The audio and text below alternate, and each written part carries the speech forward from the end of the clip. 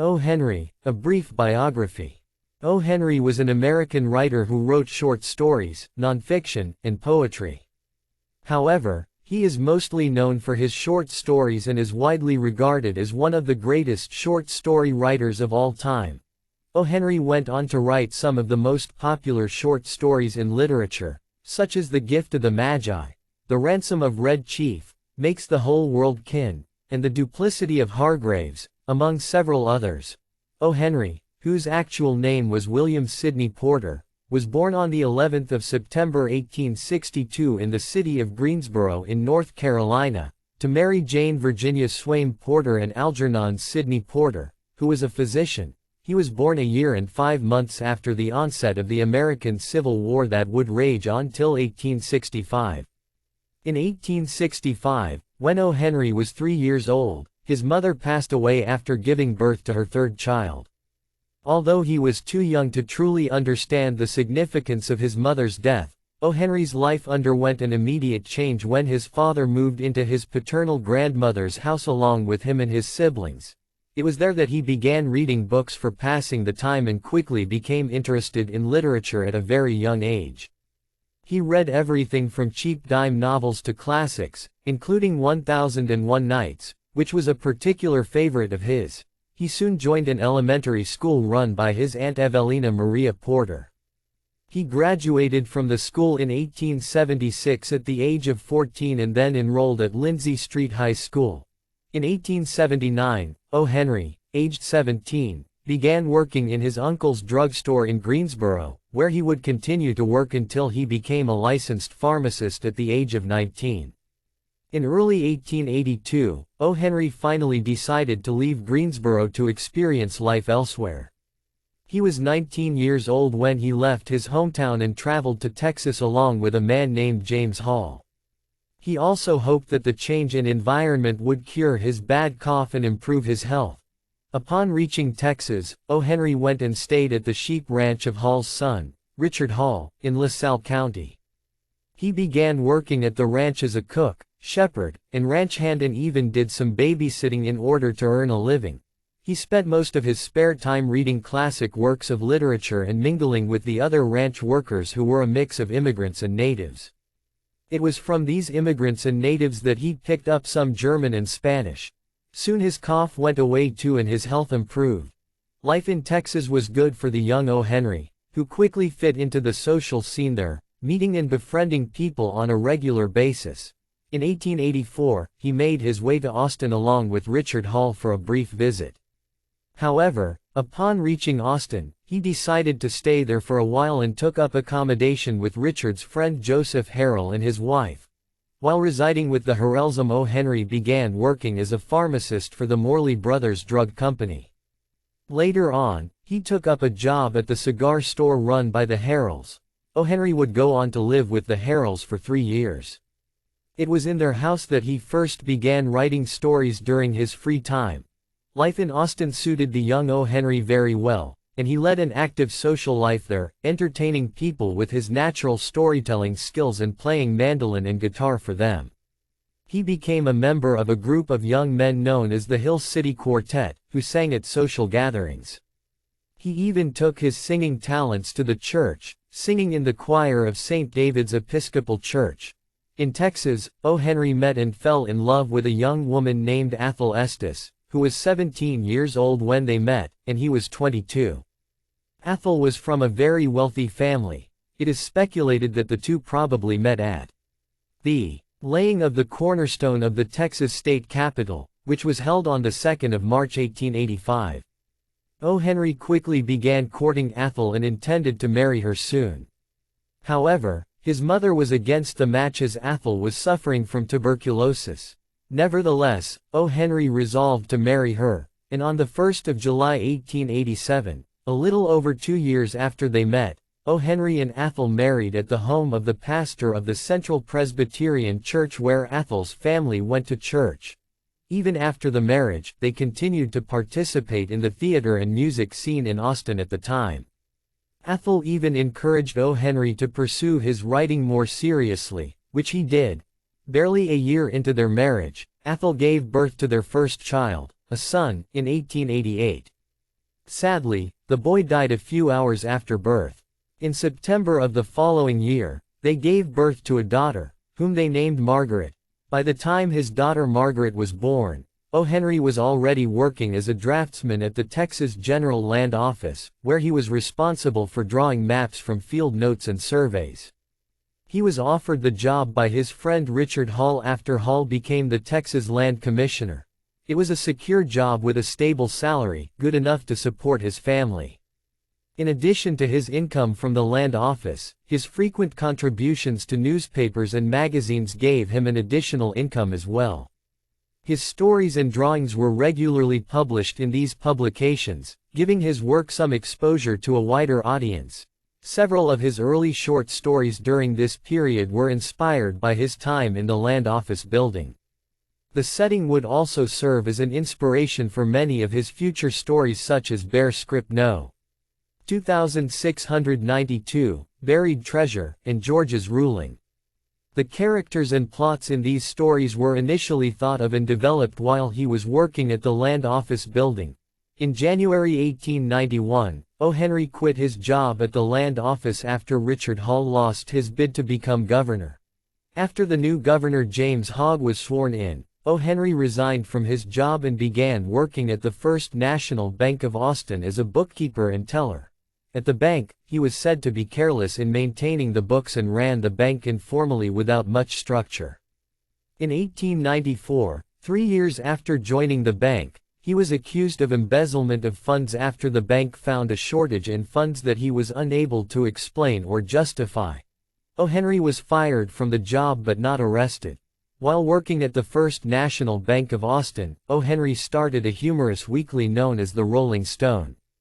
Through this weekly, he published satirical pieces on politics, life, and people written by him, as well as his drawings and short stories.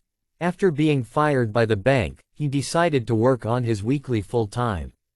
The weekly reached a maximum circulation of 1,500 copies but failed to provide him with enough income to provide for his family. In April 1895, he decided to put an end to the weekly. Fortunately for him, his drawings and writings were noticed by the editor of the Houston Post, who offered him a job he gladly accepted. In 1895, O. Henry moved to Houston along with his family to work for the Houston Post. He continued to write his stories for the Post and their popularity kept on increasing. The increase in demand for his stories led to an increase in his salary as well. For inspiration, O. Henry often spent time in hotel lobbies, observing and talking to people. He would continue this practice for the rest of his writing career. However, just as things were getting good for him and his family, his past caught up with him. When the federal auditors audited the First National Bank of Austin and found evidence of embezzlement of funds, a federal indictment followed, and O. Henry was arrested in Houston on charges of embezzlement. O. Henry was soon bailed by his father-in-law after his arrest, and his trial was to be held on the 7th of July 1896. While on his way to the courthouse on the day before the trial, he became afraid and nervous about his fate and decided to flee. First, he went to New Orleans where he had some contacts, and then from there he fled to Honduras in Central America, as at the time the United States did not have a treaty of extradition with Honduras. O. Henry spent the following 6 months living in exile in Honduras, staying holed up in a hotel in the city of Trujillo. It was here that he began writing his first novel, Cabbages and Kings, which consisted of interlinked short stories.